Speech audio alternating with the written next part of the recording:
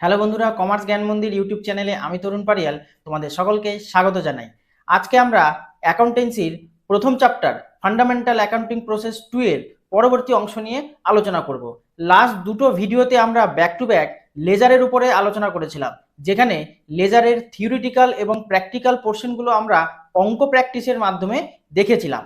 আজকে আমরা তার পরবর্তী অংশ নিয়ে আলোচনা করব, যেখানে ক্যাশবুক বলতে কি বোঝায়, সিঙ্গেল কলাম এবং ডবল কলাম ক্যাশবুক বলতে কি বোঝায়, পেটি ক্যাশ কি, এই সকল ইম্পর্টেন্ট ক্যাশবুক রিলেটেড কনসেপ্ট নিয়ে আজকে আমরা আলোচনা করব, তার সাথে প্র্যাকটিক্যালি অঙ্ক প্র্যাকটিস করব। তাই আজকের ভিডিওটিকে তোমরা লাস্ট অবধি অবশ্যই দেখবে এবং অবশ্যই ভিডিওটিকে লাইক অ্যান্ড শেয়ার করবে। তোমরা যারা চ্যানেলে নতুন এবং এখনও তোমরা যারা চ্যানেলটিকে সাবস্ক্রাইব করোনি, তাহলে অবশ্যই চ্যানেলটিকে সাবস্ক্রাইব করবে আর পাশে থাকা অল নোটিফিকেশন বেল আইকনকে প্রেস করে দেবে সমস্ত নতুন টপিকের আপডেট পাওয়ার জন্য। আর অবশ্যই তোমরা কমেন্ট করবে, তোমাদের কোনো ডাউটস, কোয়ারিজ বা কোনো কোশ্চেন থাকলে অবশ্যই সেটা কমেন্ট বক্সে উল্লেখ করবে। তাহলে চলো দেরি না করে শুরু করা যাক। তাহলে বন্ধুরা, শুরু করছি আজকের টপিক। তো ফার্স্টে আমরা দেখব ক্যাশবুক বলতে কি বোঝায়। তো অলরেডি আমরা সেমিস্টার 1-এও দেখেছি এবং লেজার পোস্টিং করার সময়ও আমরা ক্যাশবুক নিয়ে আলোচনা করেছিলাম। ক্যাশবুক বলতে ক্যাশ ট্রানজ্যাকশনসগুলোকে রেকর্ড করাকে বোঝায় বা ক্যাশ লেজারকে বোঝায়, যেখানে ক্যাশ কিভাবে আসছে এবং কিভাবে ক্যাশ বেরিয়ে যাচ্ছে, অর্থাৎ ক্যাশ অ্যাকাউন্ট কতবার ডেবিট হচ্ছে, কতবার ক্রেডিট হচ্ছে, সেই সকল ট্রানজ্যাকশনসগুলোকে যেখানে মেনটেন করা হয়, যে রেজিস্টারের মধ্যে ক্যাশ এন্ট্রি করা হয়, তাকে আমরা বলছি ক্যাশবুক। এবার অ্যাকাউন্টিং এর ভাষায় ক্যাশবুককে তিনটি ভাগে ভাগ করা হয়েছে। প্রথম ভাগে বলা হয়েছে সিঙ্গেল কলাম ক্যাশবুক, নেক্সট হলো ডাবল কলাম ক্যাশবুক, আর লাস্ট হলো পেটি ক্যাশবুক। সিঙ্গেল কলাম ক্যাশবুক কি? সিঙ্গেল কলাম ক্যাশবুক বলতে নর্মাল ক্যাশবুকের কথা বলা হয়েছে।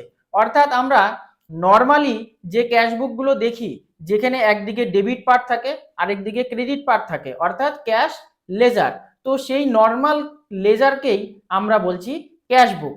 আর ডাবল কলাম ক্যাশবুক কি? ডাবল কলাম ক্যাশবুক বলতে ক্যাশ এবং ব্যাংক বুককে বোঝানো হয়েছে, অর্থাৎ যেখানে ক্যাশ এন্ট্রিও থাকবে এবং ব্যাংক এন্ট্রিও থাকবে, দুটোর কম্বিনেশন যে ক্যাশবুকের মধ্যে দেখতে পাওয়া যায়, তাকে আমরা ডাবল কলাম ক্যাশবুক বলছি। আর লাস্ট হলো পেটি ক্যাশবুক। এবার পেটি ক্যাশবুক কি? পেটি ক্যাশবুক বলতে বোঝানো হয়েছে আলাদাভাবে একটি ক্যাশ অ্যাকাউন্ট ক্রিয়েট করা। কেন আমরা করছি ক্রিয়েট পেটি ক্যাশবুক? পেটি ক্যাশবুক ক্রিয়েট করা হয় যাতে মেন যে ক্যাশবুক রয়েছে, তো সেই ক্যাশবুক যাতে কোনোভাবে এফেক্টেড না হয়, বা যে মেন ক্যাশ ব্যালেন্স রয়েছে সেই ব্যালেন্স যাতে কোনোভাবে এফেক্টেড না হয়, সেই কারণে আলাদাভাবে পেটি ক্যাশবুক ক্রিয়েট করা হয়, যাতে ডেইলি বেসিসে আমরা যে এক্সপেন্সেসগুলো করছি, খরচগুলো করছি, সেগুলো সেই পেটি ক্যাশ থেকে অর্গানাইজ করা যায়। এই কারণেই পেটি ক্যাশবুক ক্রিয়েট করতে হয়। তাই এখানে বলা হয়েছে separate cash account create for make daily expense. এবার পেটি ক্যাশবুককে আবার দুটি ভাগে ভাগ করা হয়েছে, সিম্পল পেটি ক্যাশবুক আর ইমপ্রেসড বা অ্যানালিটিক্যাল পেটি ক্যাশবুক। সিম্পল পেটি ক্যাশবুক কি? সিম্পল পেটি ক্যাশ বলতে সেই পেটি ক্যাশবুককে বোঝানো হয়েছে যেখানে সিম্পলি আমরা যেরকমভাবে ক্যাশবুক বানাই বা ক্যাশ লেজার ক্রিয়েশন করি, ঠিক সেরকমভাবেই পেটি ক্যাশ লেজার বা পেটি ক্যাশবুক ক্রিয়েটেড হবে, যেখানে একটা জায়গায় ক্যাশ রিসিভের এন্ট্রি থাকবে, যেখানে টোটাল পেটি ক্যাশ আলাদাভাবে রিসিভ হলো, আর আরেকটা কলামে বা ক্রেডিট পোর্শনে আমরা পেটি ক্যাশ থেকে ডেইলি বেসিসে যে সকল এক্সপেন্সেসগুলো করছি সেগুলো মেনশন থাকবে। আর ইমপ্রেসড বা অ্যানালিটিক্যাল পেটি ক্যাশবুক কি? ইমপ্রেসড বা অ্যানালিটিক্যাল পেটি ক্যাশবুক বলতে সেই ক্যাশবুকের কথা বলা হয়েছে যেখানে আলাদা আলাদা হেড ওয়াইজ, অর্থাৎ আমি যে আলাদা আলাদা এক্সপেন্সগুলো করছি, তো সেই এক্সপেন্স অনুযায়ী আলাদা আলাদাভাবে এক্সপেন্সের অ্যাকাউন্ট ক্রিয়েট করে সেগুলো পেটি ক্যাশের মধ্যে এন্ট্রি করছি। একদিকে সেই এক্সপেন্সগুলোর হেড ওয়াইজ টোটাল থাকবে এবং আরেক সাইডে সেই এক্সপেন্সগুলোর ব্রেকআপ থাকবে। তো সেই ধরনের পেটি ক্যাশ প্রেজেন্টেশনকে আমরা বলছি ইমপ্রেসড বা অ্যানালিটিক্যাল পেটি ক্যাশবুক।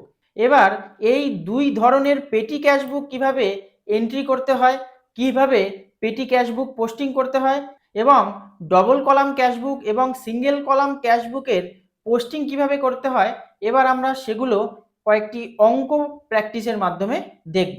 তাহলে চলো আমরা এবার এক এক করে অঙ্কগুলো প্র্যাকটিস করি। তো প্রথম অঙ্কে বলা হয়েছে prepare a single column cashbook of mister Sagar Datta from the following particulars for the month of March 2024। তো এখানে বিভিন্ন ধরনের ট্রানজ্যাকশনস দেওয়া হয়েছে। তো ফার্স্ট মার্চে ট্রানজ্যাকশন হয়েছিল ক্যাশ অ্যাট টিল 7,100 টাকা, অর্থাৎ আমার কাছে ক্যাশ ব্যালেন্স ছিল 7,800 টাকা, অর্থাৎ ক্যাশ যেহেতু অলওয়েজ ডেবিট, তাই আমরা এখানে ক্যাশ অ্যাকাউন্টকে ডেবিট হিসেবেই পোস্টিং করব। নেক্সট বলা হয়েছে চৌঠা মার্চে সোল গুডস ফর ক্যাশ, অর্থাৎ গুডস বিক্রি করেছি তার বিনিময়ে ক্যাশ পেয়েছি, অর্থাৎ cash account debit to sales account credit. তাই যেহেতু ক্যাশ বুক ক্রিয়েট করছি, ক্যাশ লেজার ক্রিয়েট করছি, তাই আমরা এখানে যেহেতু ক্যাশ ডেবিট হচ্ছে, তাই এখানে আমরা ক্যাশকে ডেবিটই দেখাবো। নেক্সট হলো 8ই মার্চে পেড স্যালারি, অর্থাৎ স্যালারি পেড করছি কিসের মাধ্যমে? ক্যাশের মাধ্যমে, তাই salary account debit to cash account credit, তাই এখানে ক্যাশের এন্ট্রি ক্রেডিট হবে। নেক্সট হলো 16ই মার্চে রিসিভ এ চেক ফ্রম রবি জৈন। এবার এখানে তোমাদের একটা ট্রিক্স বলি, যদি সিঙ্গেল কলাম ক্যাশবুক ক্রিয়েট করার কথা বলা থাকে তাহলে সেখানে কিন্তু ক্যাশ ছাড়া অন্য কোনো ট্রানজ্যাকশন আসবে না, অর্থাৎ কোনো ব্যাংকের ট্রানজ্যাকশন হবে না, কোনো জার্নাল এন্ট্রিও সেখানে আসবে না, অনলি ক্যাশ এন্ট্রিগুলোই সেখানে দেখাতে হবে। তাই এই ধরনের ব্যাংকের এন্ট্রি সিঙ্গেল কলাম ক্যাশবুকে এন্ট্রি হবে না। নেক্সট হলো 18ই মার্চে পারচেজ গুডস ফর ক্যাশ, অর্থাৎ ক্যাশ দিয়ে গুডস পারচেস করেছি, তাই purchase account debit to cash account credit, তাই আমরাও এখানে লিখব ক্যাশ ক্রেডিট। নেক্সট 19শে March paid insurance premium for office building, অর্থাৎ অফিসের জন্য ইন্স্যুরেন্স পেড করেছি, তাই এখানে insurance premium account debit to cash account credit, তাই এখানে ক্যাশ ক্রেডিট হবে।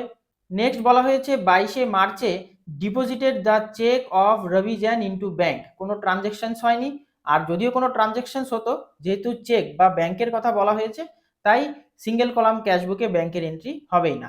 নেক্সট বলা হয়েছে 28শে March paid rent by cheque, অর্থাৎ চেকের মাধ্যমে রেন্ট পেমেন্ট করলাম, যেহেতু চেক বা ব্যাংকের কথা বলা হয়েছে, তাই এই এন্ট্রিটিও ক্যাশ বুকে আসবে না। এবার আমরা এখানে যে ডেবিট ক্রেডিটগুলো আমরা আলাদাভাবে সেগ্রিগেশন করে নিলাম, এবার এই ডেবিট ক্রেডিটকে অবলম্বন করেই আমরা এবার single column cash book create করব। তো আমি এখানে অলরেডি আগের থেকেই স্ট্রাকচার রেডি করে রেখেছি, তাই তোমাদেরকেও এরকমভাবেই স্ট্রাকচারগুলোকে রেডি করে নিতে হবে। এবার এখানে তোমাদের উল্লেখ করতে হবে in the books of mister Sagar Datta, কারণ যেহেতু প্রশ্নের মধ্যে সাগর দত্তের ক্যাশবুক ক্রিয়েট করার কথা বলা হয়েছে, যেহেতু সিঙ্গেল কলাম ক্যাশবুক, তাই আমরা উল্লেখ করব ক্যাশবুক, ব্র্যাকেটের মধ্যে উল্লেখ করে দেবো ক্যাশ কলাম, বা তোমরা সিঙ্গেল কলাম ক্যাশবুক বলেও উল্লেখ করতে পারো। এবার আমরা এক এক করে ট্রানজ্যাকশনগুলোকে পোস্টিং করব। তো অলরেডি আমি আগের থেকে 2024 সাল এখানে অলরেডি মেনশন করে দিয়েছি। এবার শুধুমাত্র ডেটগুলো পোস্টিং করব, পার্টিকুলার লিখবো আর অ্যামাউন্টগুলো লিখে দিয়ে বোথ সাইড ম্যাচ করে দেবো। তাহলে চলো আমরা এক এক করে প্র্যাকটিস করি। তো ফার্স্ট অঙ্কতে বলা হয়েছে ক্যাশ অ্যাট টিল ফার্স্ট মার্চে 7,100 টাকা ছিল, এটা ডেবিট এন্ট্রি, তাই আমরা এখানে ডেবিটেই পোস্টিং করব। তো এবার আমরা উপরে যে ট্রানজ্যাকশনের ডেট দেওয়া হয়েছে ফার্স্ট মার্চ, তো সেই ডেটটি আমরা এখানে উল্লেখ করে দিচ্ছি, ডেটটা উল্লেখ করে দিলাম। এবার আমরা এখানে লিখব 2। এবার আমাদেরকে বলা হয়েছে ক্যাশ অ্যাট টিল, তাই আমরা এখানে লিখব ব্যালেন্স বিএফ, আর উল্লেখ করে দেবো 7,100। এবার আমরা নেক্সট ট্রানজ্যাকশনটি দেখব। নেক্সটে বলা হয়েছে সোল গুডস ফর ক্যাশ 6,500 টাকা, এখান থেকে আমরা ডেটটাকে কপি করলাম, এটাও ডেবিট এন্ট্রি হবে, যেহেতু ক্যাশ ডেবিট হচ্ছে, পেস্ট করে দিলাম, লিখলাম 2। এবার লিখব সেলস অ্যাকাউন্ট, আর এখানে উল্লেখ করে দেবো 6,500। এবার নেক্সট ট্রানজ্যাকশনে কি বলা হয়েছে? এবার বলা হয়েছে পেড স্যালারি 1,750 টাকা, স্যালারি পেমেন্ট করেছি, ক্যাশ ক্রেডিট হয়েছে, তাই ক্রেডিট পোর্শনেই আমরা উল্লেখ করব, ডেট এখানে পেস্ট করে দিলাম, এখানে লিখব বাই, এবার দেব আমরা স্যালারি, এবার 1,750 টাকা এখানে উল্লেখ করলাম।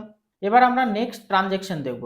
এবার বলা হয়েছে 18ই মার্চে পারচেজ গুডস ফর ক্যাশ, অর্থাৎ আবার একটি ক্রেডিট ট্রানজ্যাকশন হয়েছে, তাই আমরা এখানে ডেটটাকে উল্লেখ করলাম, এখানে বাই লিখলাম, আর এখানে উল্লেখ করব পারচেস অ্যাকাউন্ট। পারচেস অ্যাকাউন্টের ভ্যালু কত ছিল? পারচেস অ্যাকাউন্টের এখানে ভ্যালু ছিল 3600, তাই আমরা এখানে 3600 উল্লেখ করে দিলাম। এবার আমরা নেক্সট ট্রানজ্যাকশন দেখব। এবার 19শে মার্চে ইন্স্যুরেন্স পেমেন্টের কথা বলা হয়েছে 200 টাকার বিনিময়। তাই আবার আমরা এখানে চলে আসব, ডেট উল্লেখ করলাম, বাই দিলাম। এবার আমরা লিখব ইন্স্যুরেন্স প্রিমিয়াম অ্যাকাউন্ট, লিখলাম, আর ছিল 200 টাকা। তো এইভাবে আমরা সমস্ত ট্রানজ্যাকশনসগুলোকে এখানে পুট আপ করে দিলাম। এবার দেখো এখানে ব্যালেন্স কিন্তু ম্যাচ হয়ে গেছে, 13,600, 13,600। ডেবিট এবং ক্রেডিট কার্ডের ব্যালেন্স অলরেডি ম্যাচ হয়ে গেছে। আমরা অলরেডি ব্যালেন্স সিডি বলে আগেই লিখে দিয়েছিলাম, তাই সেই ব্যালেন্স সিডি হয়ে গেল আমাদের 8,050 টাকা। এবার আমরা যেহেতু মার্চ এন্ডিংয়ের এই ব্যালেন্স ছিল, তাই আমরা এবার এখানে উল্লেখ করে দেব এপ্রিলের ব্যালেন্সের কথা। তাই 1 এপ্রিলে আমাদের ব্যালেন্স হয়ে গেল 8,050 টাকা। তো এইভাবে তোমরা সিঙ্গেল কলাম ক্যাশবুক ক্রিয়েট করতে পারবে অ্যাজ ইট ইজ লেজার পোস্টিংয়ের মতোই। এবার আমরা আরেকটি অঙ্ক প্র্যাকটিস করব। তো এখানে বলা হয়েছে record the following transactions in a double column cash book with cash and bank columns and balance the book on 31 March 2024। অর্থাৎ 31শে মার্চ 2024 তারিখে আমাদের double column cash book create করতে হবে, যেখানে ক্যাশ এবং ব্যাঙ্ক কলাম বা ক্যাশ এবং bank transaction দুটোই উল্লেখ করতে হবে। তো ফার্স্টে এখানে বলা হয়েছে 1 মার্চে ক্যাশ ইন হ্যান্ড, অর্থাৎ ক্যাশ ব্যালেন্স আমাদের কাছে ছিল। ক্যাশ ব্যালেন্স অলওয়েজ ডেবিট, তাই আমরা এখানে ডেবিট উল্লেখ করব। নেক্সট বলা হয়েছে ক্যাশ এট ব্যাঙ্ক, অর্থাৎ ব্যাংকে ব্যালেন্স ইন হ্যান্ড রয়েছে, এটাও হবে ডেবিট। 6 মার্চে বলা হয়েছে রিসিভ ফ্রম মিলি ক্যাশ 8,000 টাকা অ্যান্ড চেক 2,000 টাকা and the cheque was send to the bank.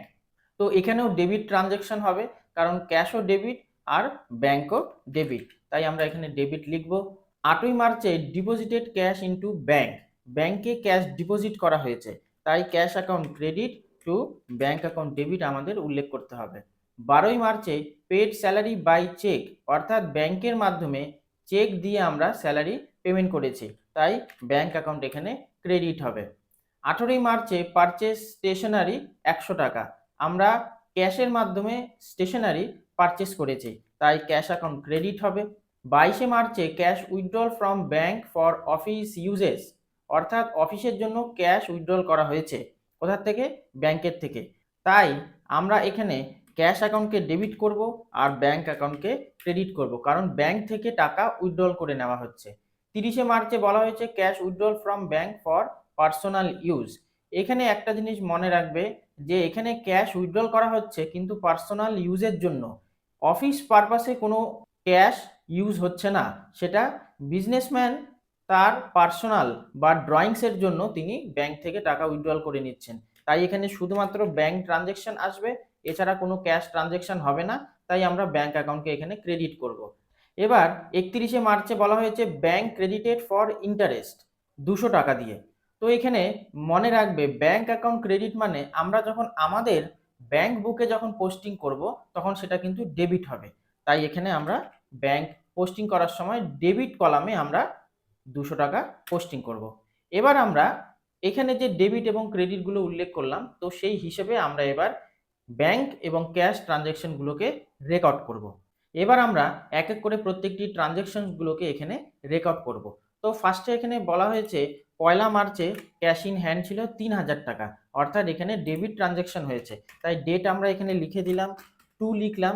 এবার আমরা এখানে উল্লেখ করব ব্যালেন্স বিএফ, তাই আমরা এখানে বিএফ উল্লেখ করলাম, কারণ যেহেতু আমাদের কাছে ক্যাশ ইন হ্যান্ড ছিল। এবার ক্যাশ ইন হ্যান্ড ছিল 3,000 টাকা, তাই 3,000 টাকা এখানে উল্লেখ করলাম।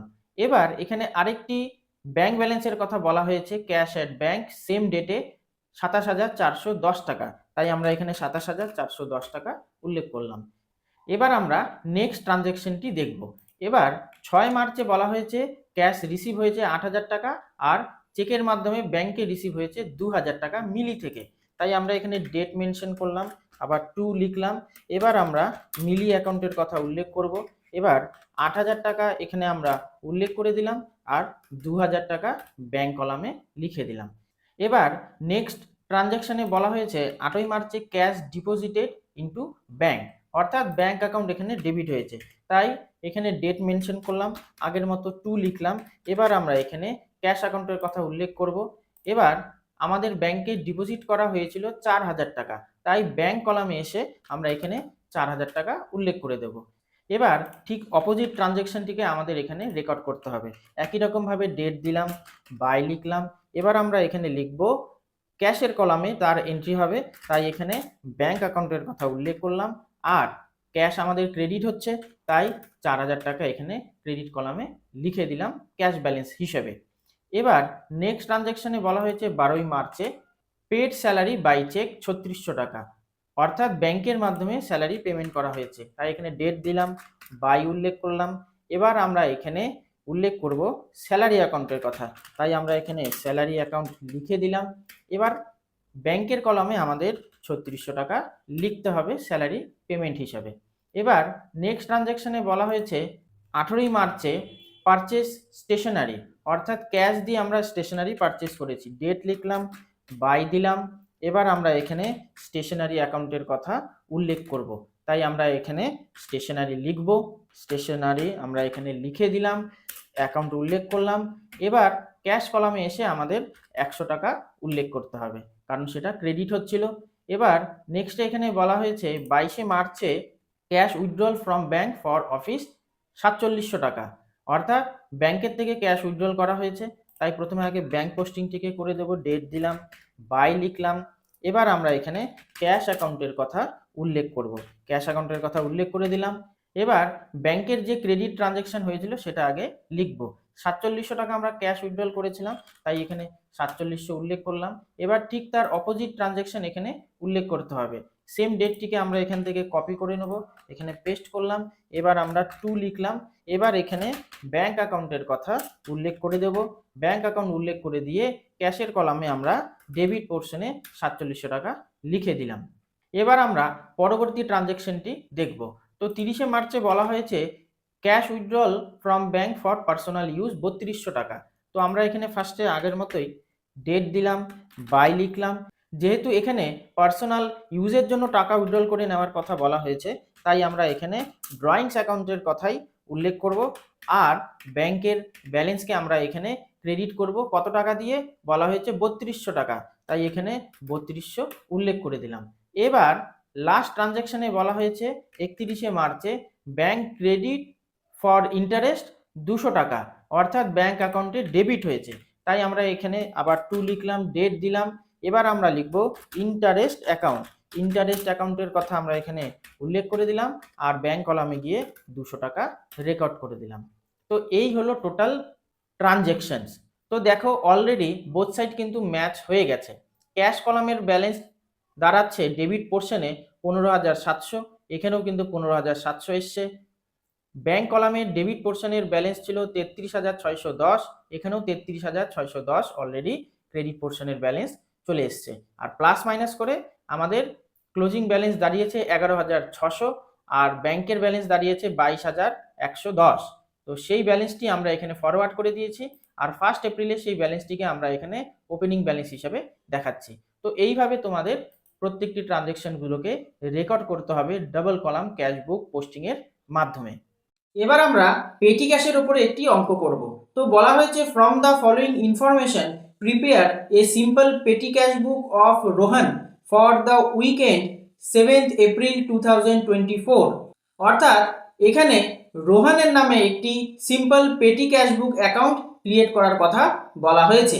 তো বলা হয়েছে 1 এপ্রিলে receive from chief cashier by cheque 5,000 টাকা, ব্রট পোস্টাল স্ট্যাম্প 300 টাকা, পেড বাস ফেয়ার 50 টাকা, পেড ট্যাক্সি ফেয়ার 350 টাকা, paid for stationery plus CGST and SGST at the rate 6% each 500 টাকা, পেড ফর কার্টেজ 300 টাকা, পেড ফর অফিস ক্লিনিং 200 টাকা, paid for telephone expense plus CGST and SGST 6% each 2000 টাকা, paid for repair charges 250 টাকা, paid for miscellaneous expense 150 টাকা। এবার বলা হয়েছে it the impressed amount 5,000, then ascertain how much amount the petty cashier would be entitle to draw in the beginning of next week, অর্থাৎ এখানে 5,000 টাকা যে পেটি ক্যাশে টাকাটি এসেছে, রিসিভ হয়েছে, তো সেখান থেকে কি কি খরচ হয়েছে সেই খরচ মাইনাস করার পরে উইক এন্ডে গিয়ে রোহন অ্যাকাউন্টে পেটি ক্যাশে কত টাকা ক্লোজিং ব্যালেন্স ছিল সেটা আমাদের নির্ণয় করতে হবে। তো ফার্স্টে আমরা দেখব 1 এপ্রিলে আমাদের ক্যাশ রিসিভ হয়েছে পেটি ক্যাশে 5,000 টাকা। তাই আমরা ক্যাশ অ্যাকাউন্টের মতোই এখানে ডেটটিকে কপি করে দিলাম, 2 লিখলাম। এবার আমরা এখানে ক্যাশ অ্যাকাউন্টের কথা উল্লেখ করে দিলাম।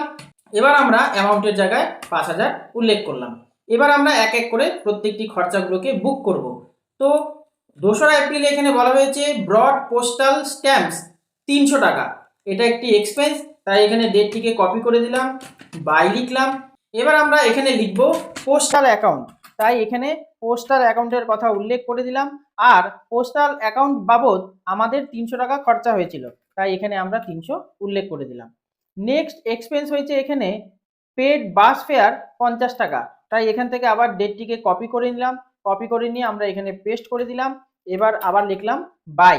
এবার আমরা এখানে লিখব ট্রাভেলিং এক্সপেন্স বা ট্রাভেলিং অ্যাকাউন্ট, লিখে আমরা এবার 50 টাকা পোস্ট করে দিলাম। এবার নেক্সট ট্রানজ্যাকশনে বলা হয়েছে পেড ট্যাক্সি ফেয়ার 350 টাকা, তাই আমরা এখানে আবার সেই ডেটটিকে পেস্ট করে দিলাম, বাই লিখলাম। এবার আমরা সেম ট্রাভেলিং এক্সপেন্সেসের কথা এখানে উল্লেখ করব, আর এবার আমরা এখানে 350 টাকা মেনশন করে দেবো যেটা বাস ফেয়ার বাবদ খরচ হয়েছে। এবার নেক্সট ট্রানজ্যাকশনে এখানে বলা হয়েছে 2রা এপ্রিলে paid stationery plus CGST and SGST 6% 500 টাকা দিয়ে। তাই এবার আমরা আগে সেই ডেটটিকে এখানে পেস্ট করলাম, আবার আগের মতো বাই লিখলাম। এবার আমরা স্টেশনারি অ্যাকাউন্টের কথা এখানে উল্লেখ করব। স্টেশনারি বাবদ আমাদের যে খরচা হয়েছিল সেটা হলো 500 টাকা, তাই আমরা এখানে 500 টাকা উল্লেখ করলাম। এবার সেম ডেটেই আমাদের সিজিএসটি এবং এসজিএসটির খরচাটিকেও এখানে দেখাতে হবে, তাই আমরা এখানে লিখব সিজিএসটি অ্যাকাউন্ট। আর 6% বলা হয়েছে 500 টাকার উপরে, অর্থাৎ 5 6 30, তাই এখানে 30 টাকা আমরা লিখলাম। এবার আমাদের এখানে উল্লেখ করতে হবে সিজিএসটি অ্যাকাউন্ট, তাই আবার এখানে বাই উল্লেখ করে আবার এখানে আমরা লিখব সিজিএসটি অ্যাকাউন্ট এবং আবার সেম আমরা এখানে 30 টাকা উল্লেখ করে দেব। এবার নেক্সটে কি বলা হয়েছে, নেক্সট ট্রানজ্যাকশনে 4 এপ্রিলে বলা হয়েছে পেড ফর কার্টেজ অ্যাকাউন্টের হিসেবে 300 টাকা খরচা হয়েছে, তাই আমরা এখানে আবার ডেটটিকে মেনশন করলাম, আবার বাই লিখলাম। এবার আমরা কার্টেজ অ্যাকাউন্টের কথা এখানে উল্লেখ করে দেব, কার্টেজ অ্যাকাউন্ট এখানে আমরা লিখে দিলাম। এবার সেই কার্টেজ বাবদ আমাদের যে খরচা হয়েছে সেটা হয়েছে 300 টাকা, তাই এখানে 300 টাকা আমরা আবার মেনশন করলাম।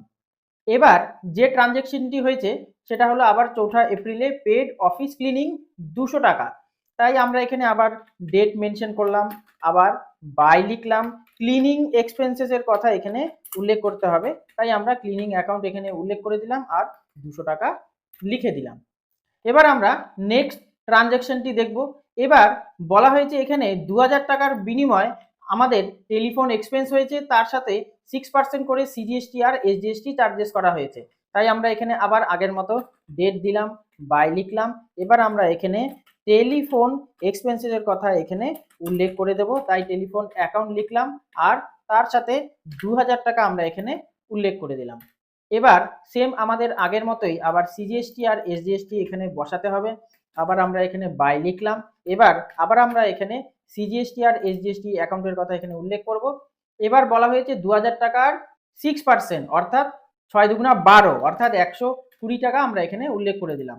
সেম আমরা উপর থেকে আবার সেম ডেটটিকেই আমরা এখানে মেনশন করব, আবার এখানে বাই লিখব। এবার সিজিএসটি অ্যাকাউন্টের কথা আমরা আমাদের এখানে উল্লেখ করতে হবে, তাই আমরা এখানে আবার 120 টাকা সিজিএসটির জন্য বুক করে দিলাম। এবার নেক্সট ট্রানজ্যাকশনে কি বলা হয়েছে, এবার বলা হয়েছে 6 এপ্রিলে আমরা রিপেয়ার চার্জেসের জন্য পেমেন্ট করেছিলাম 250 টাকা, তাই আমরা এখানে আবার সেম ডেটটিকে পেস্ট করে দিলাম, বাই লিখলাম। এবার আমরা এখানে রিপেয়ার চার্জেস অ্যাকাউন্ট এখানে উল্লেখ করব, আর সেই রিপেয়ার বাবদ আমাদের যে খরচা হয়েছে সেই খরচাটি হলো 250 টাকা, তাই আমরা এখানে 250 টাকা মেনশন করে দিলাম। আর লাস্ট যে ট্রানজ্যাকশন হয়েছে সেটা হলো 7 এপ্রিলে পেড মিসলেনিয়াস এক্সপেন্স 150 টাকা, তাই আমরা এখানে সেই ডেটটিকে আবার এখানে পুট করে দিলাম, আবার আমরা এখানে বাই লিখলাম। এবার আমরা এখানে মিসলেনিয়াস অ্যাকাউন্টের কথা উল্লেখ করে দিলাম, আর মিসলেনিয়াস অ্যাকাউন্ট বাবদ আমাদের খরচা হয়েছিল 150 টাকা, তাই আমরা এখানে 150 করে দিলাম। তো এইভাবে দেখো আমাদের পুরো পেটি ক্যাশ অ্যাকাউন্ট কিন্তু ক্রিয়েশন হয়ে গেল।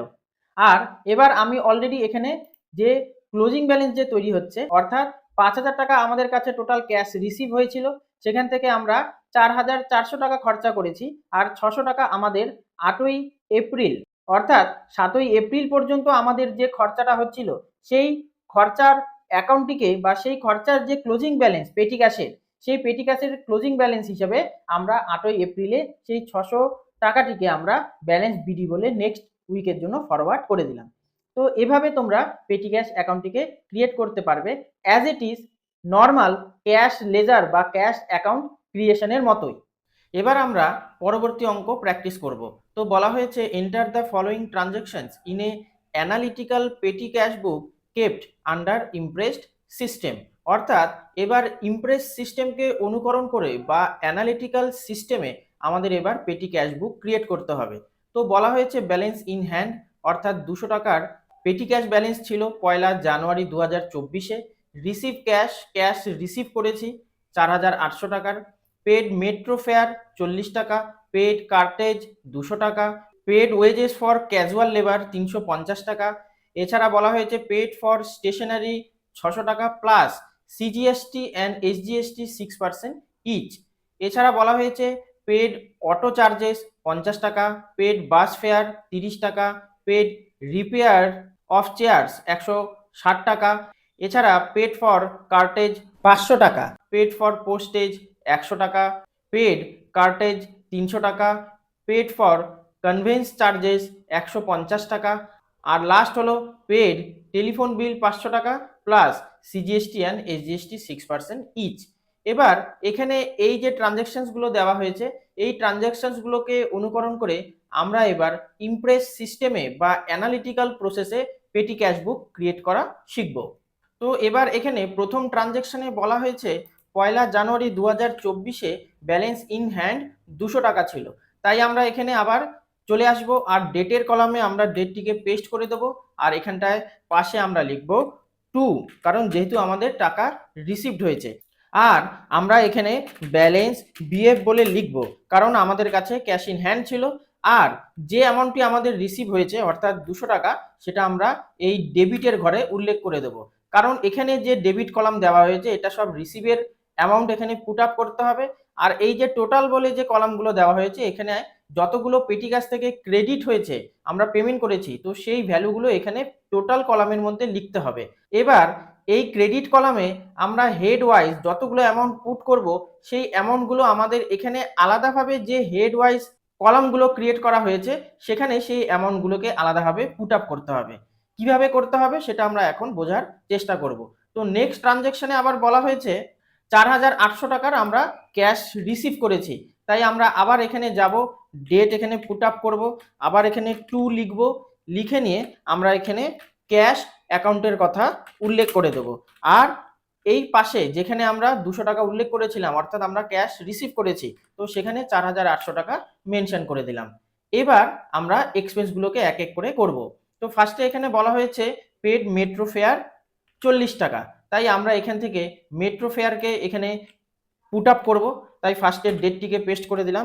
এবার আমরা লিখবো বাই, কারণ আমরা খরচা করেছি, পেটি ক্যাশ অ্যাকাউন্ট ক্রেডিট হবে আর এক্সপেন্স অ্যাকাউন্ট ডেবিট হবে। আর এখানে আমরা উল্লেখ করে দেবো কনভেন্স, তো এখানে আমরা কনভেন্সটিকে উল্লেখ করে দিলাম। আর এই অ্যামাউন্টের ঘরে আমরা 40 টাকা পুট করে দেবো। এবার এখানে দেখো এই যে কনভেন্সের জন্য আলাদাভাবে একটি কলাম দেওয়া হয়েছে, সেই কলামের মধ্যেও আমরা 40 টাকা পুট করে দেবো। তো এখানে তোমরা কনভেন্সের জায়গায় ট্রাভেলিং এক্সপেন্সেসের কথাও উল্লেখ করতে পারো, সেটাও উল্লেখ করলেও হয়ে যাবে। কনভেন্সই যে লিখতে হবে এমন কোনো মানে নেই, তবে আমি এখানে কনভেন্স বলেই উল্লেখ করলাম। এবার নেক্সট ট্রানজ্যাকশনে কি বলা হয়েছে, নেক্সটে বলা হয়েছে পেড কার্টেজ। কার্টেজের জন্য কত টাকা পেমেন্ট করেছি, কার্টেজের জন্য আমরা 200 টাকা পেমেন্ট করেছি। তাই আমরা এখানে আবার ডেটটিকে পেস্ট করব, আবার লিখব বাই।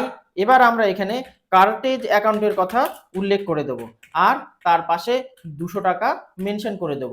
এবার দেখো এখানে এই যে কার্টেজ অ্যাকাউন্টের কলাম আলাদাভাবে দেওয়া হয়েছে, তো সেখানে আমরা আবার 200 টাকা পেস্ট করে দেব। এবার আমরা পরবর্তী অঙ্কটি দেখি। পরবর্তী ট্রানজ্যাকশনে এখানে বলা হয়েছে 4 জানুয়ারিতে paid wages for casual labour 350 টাকা। এবার আমরা এখানে আবার চলে আসব, এবার এখানে আমরা ডেট লিখব, আবার বাই উল্লেখ করব, এবার আমরা ওয়েজেস অ্যাকাউন্টের কথা এখানে উল্লেখ করে দেবো আর 350 টাকা পুট করে দিলাম। এবার একই রকম ভাবে ওয়েজেসের কলামে গিয়ে আবার 350 টাকা পুট আপ করতে হবে, পুট করে দিলাম। নেক্সট কি বলা হয়েছে, নেক্সট এখানে বলা হয়েছে পেড স্টেশনারি 600 টাকা plus CGST and SGST 6% each. তাই আমরা এখানে আবার ডেটটিকে পেস্ট করলাম, বাই লিখলাম, এবার আমরা এখানে স্টেশনারি অ্যাকাউন্টের কথা উল্লেখ করে দেব, তাই এখানে স্টেশনারি অ্যাকাউন্ট লিখে দিলাম। আর স্টেশনারির জন্য আমার 600 টাকা খরচা হয়েছিল, সেই 600 টাকাও আমরা এখানে উল্লেখ করলাম। এবার এখানে যে আলাদাভাবে স্টেশনারি অ্যাকাউন্ট দেওয়া আছে তো সেখানেও 600 টাকা মেনশন করে দিলাম। এবার আমরা এখানে জিএসটি ভ্যালুকে পুট আপ করবো, তাই এখানে ডেটটিকে আমি কপি করে দিলাম, এখানে বাই লিখলাম, এবার আমরা লিখব ইনপুট এসজিএসটি অ্যাকাউন্ট, আর সেখানে আমরা ভ্যালু এবার পোস্টিং করব। তো বলা হয়েছে 600 টাকার 6% অর্থাৎ 6 36 টাকা, তাই আমরা এখানে 36 টাকা পুট করে দিলাম। আর এখানে যে এসজিএসটির কলাম দেওয়া হয়েছে সেখানেও আমরা 36 টাকা পুট করে দিলাম।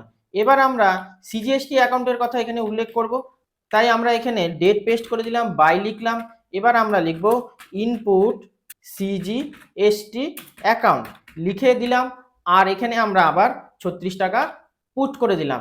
আর লাস্টে যে সিজিএসটি কলাম এখানে দেওয়া হয়েছে সেখানেও আমরা 36 টাকা পুট করলাম। এবার আমরা পরবর্তী ট্রানজ্যাকশন দেখব। এবার বলা হয়েছে পেড অটো চার্জেস 50 টাকা, তাই আমরা আবার এখানে ডেট পেস্ট করলাম, আবার এখানে আমরা বাই লিখলাম, এবার আমরা এখানে কনভেন্স কথাটি উল্লেখ করতে পারি, কারণ আমরা প্রথমে কনভেন্স শুরু থেকেই উল্লেখ করে আসছি, তাই এখানে 50 টাকা পেস্ট করে দিলাম আর কনভেন্স কলামের নিচে আবার 50 টাকা লিখে দিলাম। এবার আমরা পরবর্তী ট্রানজ্যাকশন দেখব। এবার বলা হয়েছে বাস ফেয়ার পেমেন্ট করেছি 30 টাকার, তাই আবার ডেটটিকে কপি করলাম আর এখানে এসে আমরা সেই ডেটটিকে পেস্ট করে দিলাম, আবার এখানে বাই লিখলাম, আবার কনভেন্স এখানে উল্লেখ করতে হবে, তাই কনভেন্স অ্যাকাউন্টের কথা উল্লেখ করলাম, 30 টাকা এখানে পেস্ট করে দিলাম আর কনভেন্স কলামের নিচে আবার 30 টাকা পুট করলাম।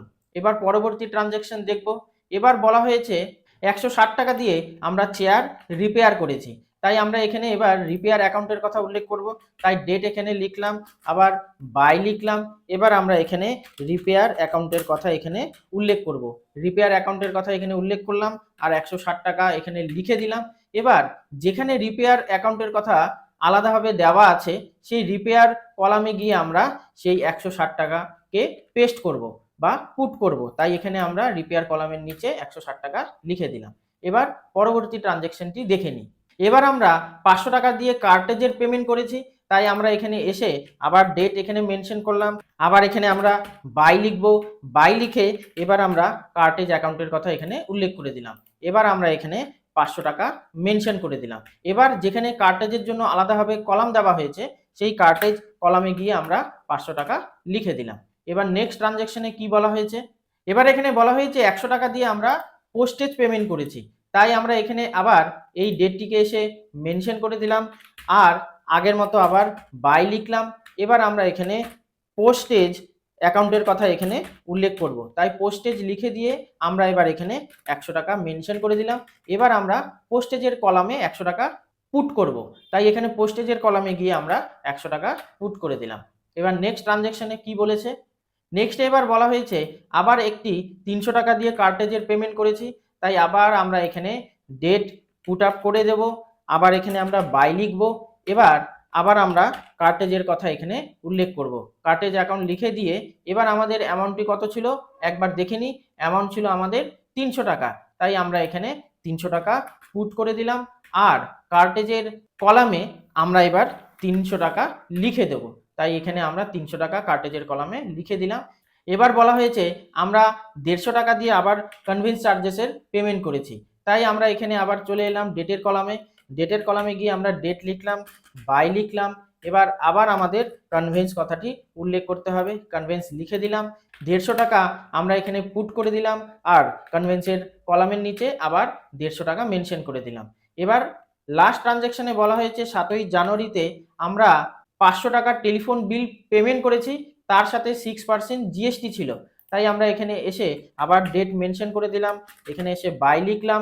এবার আমরা এখানে আবার টেলিফোন অ্যাকাউন্টের কথা এখানে উল্লেখ করে দিলাম, আর 500 টাকা এখানে মেনশন করে দিলাম। এবার সেই 500 টাকা আমাদের আলাদাভাবে টেলিফোনের যে কলাম দেওয়া হয়েছে সেই টেলিফোনের কলামের নিচে আমাদের এবার 500 টাকা পুট করতে হবে, তাই আমরা এখানে 500 টাকা পুট করে দিলাম।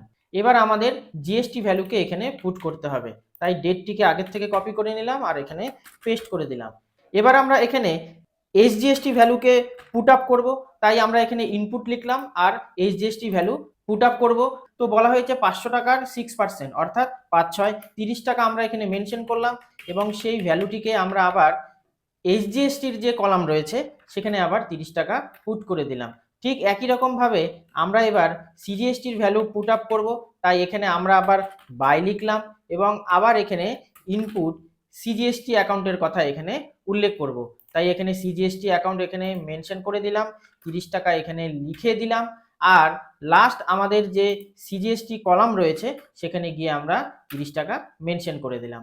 তো এইভাবে দেখো আমাদের পুরো পেটি গ্যাস অ্যাকাউন্ট ক্রিয়েট করা কমপ্লিট। তো এখানে দেখো আমরা যতগুলো এক্সপেন্স ডেট ওয়াইজ যতগুলো এক্সপেন্স করেছি এখানে, সেই প্রত্যেকটি এক্সপেন্সগুলো আমরা এখানে যতগুলো হেড ওয়াইজ আলাদাভাবে যে কলাম দেওয়া হয়েছে সেই কলামের মধ্যে সেই অ্যামাউন্টগুলোকে পুট আপ করে আমাদের এখানে টোটাল ভ্যালু জেনারেটেড হয়েছে। আর আমরা টোটাল 5,000 টাকার ক্যাশ রিসিভ করেছিলাম, ওপেনিং ব্যালেন্স আর ক্যাশ অ্যাকাউন্ট রিসিভিং মিলিয়ে। তো সেই 5,000 টাকা এখানে 5,000 ম্যাচ হয়ে গেছে। তো এখানে দেখো টোটাল পেটি গ্যাসের ব্যালেন্স দাঁড়িয়েছে 3,112 টাকা, আর সেখান থেকে 5,000 টাকা মাইনাস করে আমাদের ক্লোজিং ব্যালেন্স দাঁড়াচ্ছে 1,888 টাকা। এবার আমরা 7ই জানুয়ারির যে ডেটটা ছিল, যেটা আমাদের ট্রানজেকশনের এন্ডিং ডেট, সেই ডেটটিকে আমরা এখানে মেনশন করে দিলাম, আর সেই যে 1,888 টাকা আমাদের ক্লোজিং ব্যালেন্স দাঁড়াচ্ছে, তো সেই ক্লোজিং ব্যালেন্সটিকে আমরা এখানে পরবর্তী সপ্তাহের জন্য ফরওয়ার্ড করব। তাই এখানে আমরা সেই 7 তারিখের পরে যে 8 তারিখ ডেট হয় সেই 8 তারিখের ডেট আমরা এখানে মেনশন করে দেব, যাতে পেটি ক্যাশের যে ক্লোজিং ব্যালেন্স সেই ক্লোজিং ব্যালেন্সটি পরবর্তী মাসের জন্য বা পরবর্তী সপ্তাহের জন্য ফরওয়ার্ড করা যায়। তো এইভাবে তোমাদের পুরো পেটি ক্যাশ অ্যাকাউন্টকে ক্রিয়েট করতে হবে ইমপ্রেসড বা অ্যানালিটিক্যাল সিস্টেমের মাধ্যমে। এখানে আরেকটা জিনিস দেখো, আমি এখানে ভিএন অর্থাৎ ভাউচার নাম্বার বলে একটি কলাম অ্যাড করেছি। তো এখানে তোমরা একটা কাজ করতে পারো, যতগুলো আমাদের ক্যাশ রিসিভ হচ্ছে তো সেখানে C1 অর্থাৎ ক্যাশ C1 C2 C3 বলে তোমরা মেনশন করতে পারো, আর পেটি ক্যাশ থেকে যে খরচাগুলো হচ্ছে সেগুলো তোমরা PC1 PC2 PC3 এইভাবে তোমরা লিখতে পারো। আরেকটা জিনিস দেখো, আমি এখানে নিচে প্রত্যেকটি যে হেড এখানে আলাদাভাবে কলাম দেওয়া হয়েছে, তো সেই প্রত্যেকটি হেডের নিচে আমি LF লেজার ফোলিও নাম্বার 1 2 3 4 করে অ্যাড করে দিয়েছি। এভাবেও তোমরা অ্যাড করতে পারো। তাহলে আজ এখানেই বিদায় নিচ্ছি। নেক্সট ভিডিওতে আমরা ট্রায়াল ব্যালেন্স নিয়ে আলোচনা করব এবং ট্রায়াল ব্যালেন্সের ওপরে বেশ কিছু অঙ্ক প্র্যাকটিস করব। তাহলে খুব শীঘ্রই দেখা হচ্ছে আরেকটি ভিডিওতে।